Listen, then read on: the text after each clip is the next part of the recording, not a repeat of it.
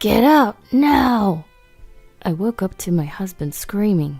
Bleary-eyed, I sat up in bed, glancing around anxiously, thinking something had happened, but everything was silent.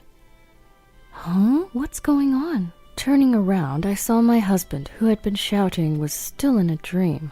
Could it be sleep-talking? My husband Liam often talks in his sleep.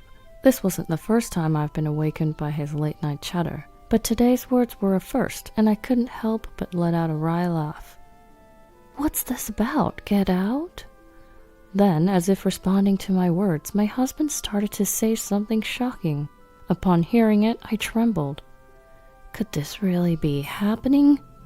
That's how I, a woman who had spent 40 years with her husband until retirement, decided to get a divorce. My name is Vida, and I'm 63 years old. Liam and I have a son, but he moved out 5 years ago after getting married. We finished raising our child without any major incidents, and despite some ups and downs, I thought we were getting along pretty well as a couple. My husband is supposed to retire next month on his birthday. Back when we were in our 50s, we'd laugh and say things like, after retirement, let's move to a rural area in the mountains and try farming. We could ski all winter. Or, it'd be nice to travel around the US in a camper van. But as retirement approached, those kinds of conversations stopped altogether. Of course, I didn't really want to ski all the time at this age, but we're still physically fit, and I thought it'd be nice to travel together. So, I was considering celebrating my husband's retirement by staying at a fancy inn we wouldn't normally go to, and I was in the middle of looking up various places online. But then, get out, now! The words he said in response to my comments after that sleep talk were unbelievable. Emberlyn, my wife, has found out about the affair. It'll be bad if she comes.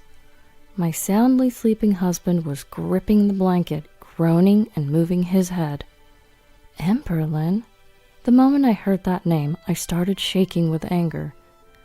If things go on like this, our plan will be ruined. His sleep talk continued. Is that so? Then I'll really ruin that plan for you.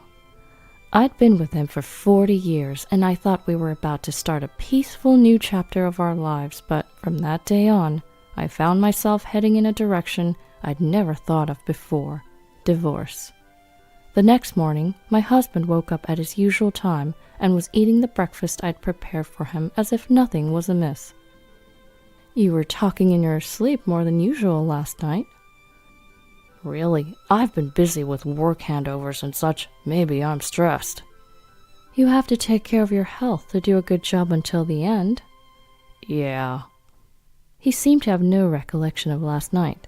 I deliberately spoke to him in a softer tone than usual, and unlike normal, I saw him off at the front door as he left for work. It's unusual for you to see me off. Well, your retirement is coming up soon, so every now and then. Right. I'm off then. I'll be working late today, but I'll be back by the last train. Then you won't need dinner. Yeah. My husband slammed the door shut.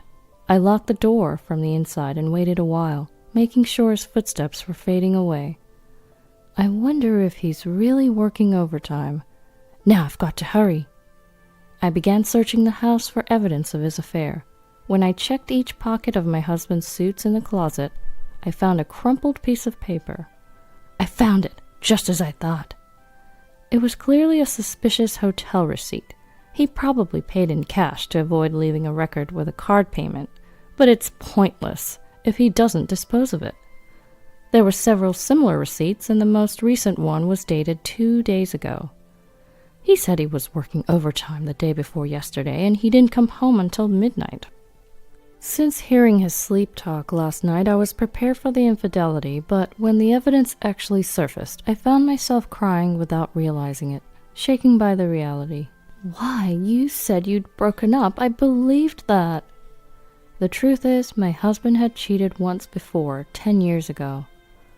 I'm sorry, it was just a momentary lapse of judgment. Madam, we will never meet again. Please forgive us. When their affair was exposed, they apologized, prostrating themselves. Emberlyn, the woman he was cheating with, was a decade younger and a subordinate at work. Apparently, my husband had started to sympathize with Emberlyn, who was struggling with a divorce and raising a child, and while he was consulting with her, they somehow ended up in such a relationship. The affair came to light when my sister happened to see the two of them arm in arm, disappearing into a hotel district. Soon after, I heard that Emberlyn had quit her job and returned to the countryside, so I believed that their relationship had ended. Of course, there was a lingering resentment deep in my heart. However, at that time, our son, a senior in college, was job hunting, and I was worried that our divorce might affect him, so I endured it. There was also a part of me that was completely reassured that this man, who had been with me all this time, couldn't seriously abandon me. And I kept telling myself that we could start over from now on. So, you've been deceiving me for 10 years since then? My hand clutching the hotel receipt trembled violently. I will never forgive this. It's not just a divorce. Remember that.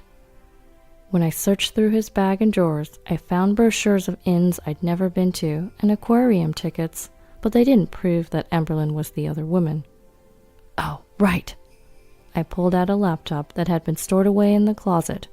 It was something my husband had bought a few years ago with the intention of starting a side business.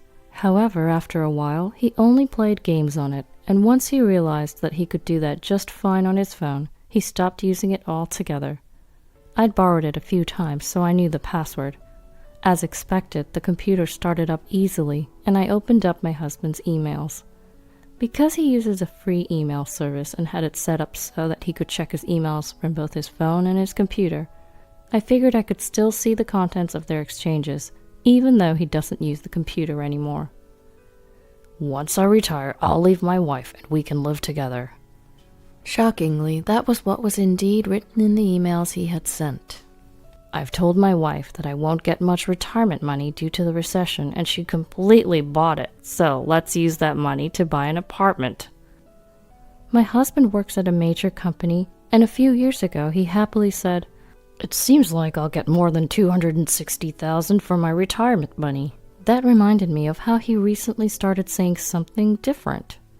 "The company's performance is deteriorating, and it seems like I won't get much retirement money." So, how much will you get? Maybe around $60,000 at best. It wasn't his fault the company was doing poorly, and when he told me this with a dejected look on his face, I couldn't say anything more at the time. We have some savings, and adding our 2 pensions together, wouldn't we be able to manage somehow? Ever since that day, I spent my days looking at the household accounts and punching numbers into a calculator. After my husband's retirement, we planned to go to the movies and eat out once a month, take a few trips a year, and so on.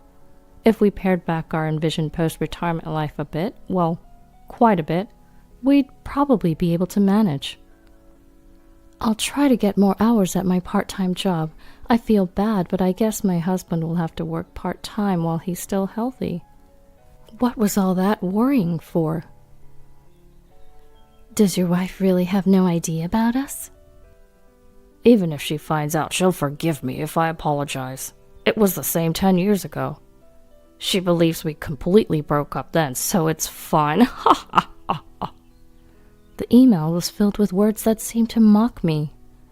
I'll get $260,000 as retirement money, but I told my wife I'd only get $60,000. So when we divorce, I'll just give her half of that, $30,000. $30,000 should be more than enough for your wife. On the day of my retirement, I'll hand her the divorce papers. Then we can start our new life in the apartment we bought yesterday. Seeing a heart symbol in the email of my soon-to-be 65-year-old husband made me feel sick. An apartment they bought yesterday? When I checked my husband's bank account online, I saw a transfer of $50,000 to a real estate agent the day before the email was sent, and there was hardly any money left. An already completed love nest? I'm astounded. My anger gradually turned into emptiness, and my mind began to clear. I'll grant your wish and divorce you, and I'll do it in a way that benefits me as much as possible. I continued to use the internet to search various things about divorce. Ah, I see. I can also get consolation money from the mistress.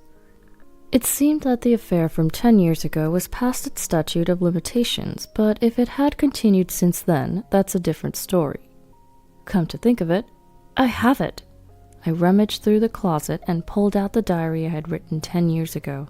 I turned the pages and found a piece of paper I had inserted at the date when the affair was exposed. Just as I thought. After glancing through the contents and grinning, I immediately called the law firm I had been researching online. I was determined to accomplish everything without him noticing by his birthday, which is also his retirement date. A few days later, my husband came home unusually early and looked around the room. It seems like a lot of stuff is missing lately. I've been throwing out things we don't need. It's quite the trend now. I had already decided where to move after the divorce and had been gradually moving my stuff. I was inwardly panicked, thinking he might have noticed, but my husband, who seemed to have lost interest in me, didn't seem to understand anything. Hey, my mother wants to rebuild her house, so I've decided to help her with our savings. What?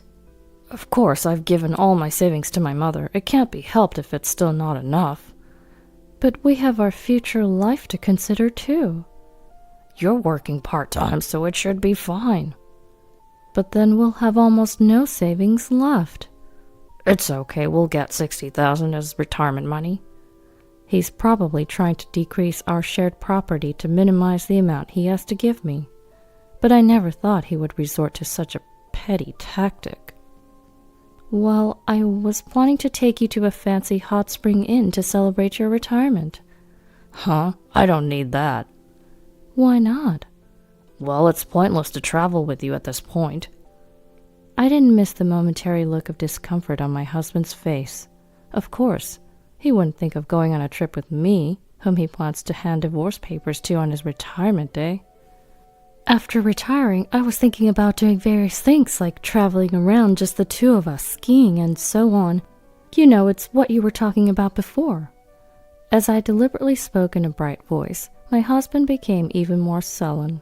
What can you do? Are you saying we should live in luxury while my mother has to endure hardship? That's not what I'm saying. I just wanted to enjoy a peaceful time together after your retirement. My husband grimaced and fell silent. Up until recently, I was serious about that. But guess what? I don't want to go with you anymore either. Too bad. I bitterly muttered to myself inside my heart. Then came my husband's retirement day. I prepared a feast on the table and set off a cracker as soon as my husband walked into the room. In contrast to my beaming smile, my husband had a cold, mask-like expression on his face. Congratulations on your retirement. Let's get divorced. What? You're kidding. Having simulated this moment over and over in my head, I dramatically feigned shock and began to sob like an actress. I'm sorry, I'll give you half of the $60,000 retirement allowance as a property settlement, so please forgive me. We don't have any other shared property. No, I don't want a divorce. I'm sorry.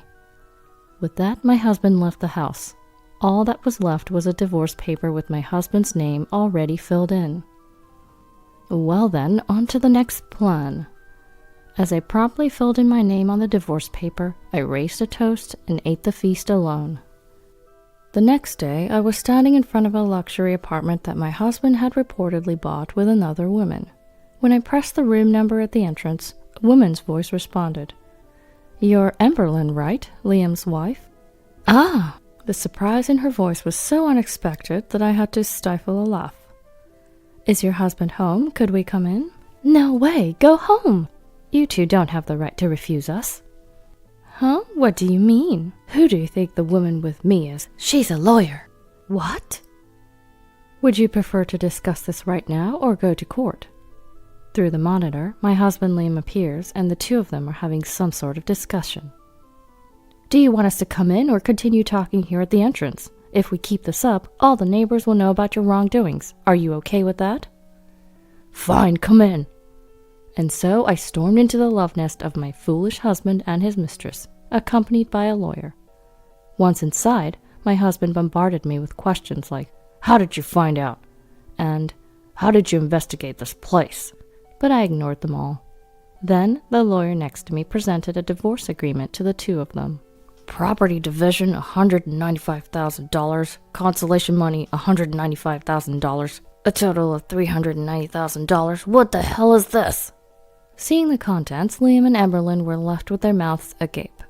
There's no way we have that much money. Why not? Retirement payment of $260,000, $80,000 given to your mom, and $50,000 for the down payment on this apartment. If you add it all up, it's exactly $390,000. Please pay promptly. I told you my company's retirement payment was only $60,000. It's too bad you tried to trick me. The lawyer has already contacted the company and investigated. All of this is shared marital property. The lawyer next to me nodded in agreement. Emberlyn, we're also asking you for $50,000 in consolation money. I don't have money either. If you don't have money, you can't pay.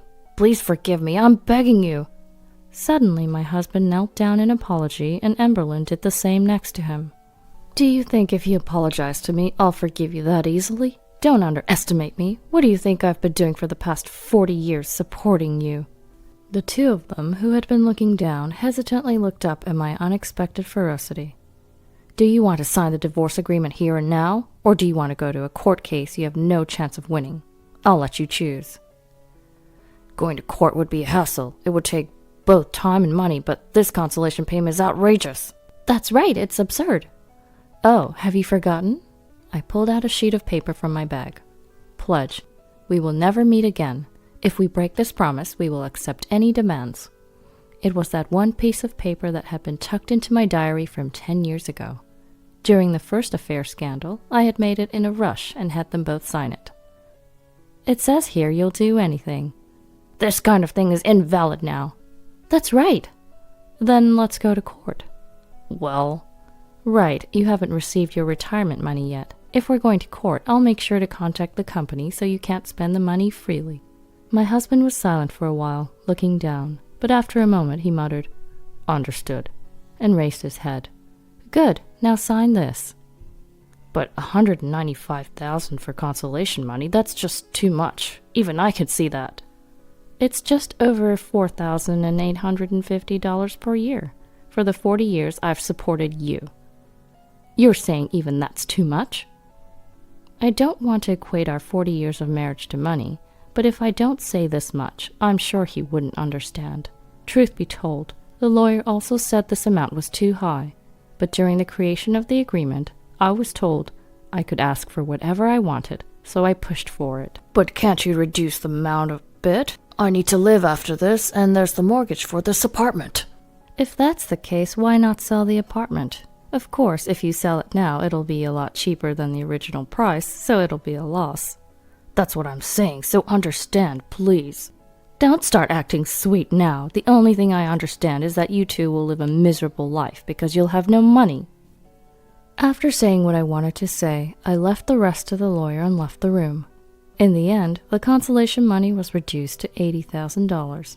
Still, they couldn't afford the mortgage and had to put the apartment up for sale, but they couldn't get the price they wanted and ended up in heavy debt. My ex-husband had no choice but to start working day labor jobs, and Emberlyn started working at a bar. Even then, they didn't have enough money to live and were constantly fighting. I never thought I would start living alone at this age, but being able to use my time freely now is very comfortable. Lately, I've been into traveling all over the place by myself, and I'm planning to go abroad in the future. There's still plenty of life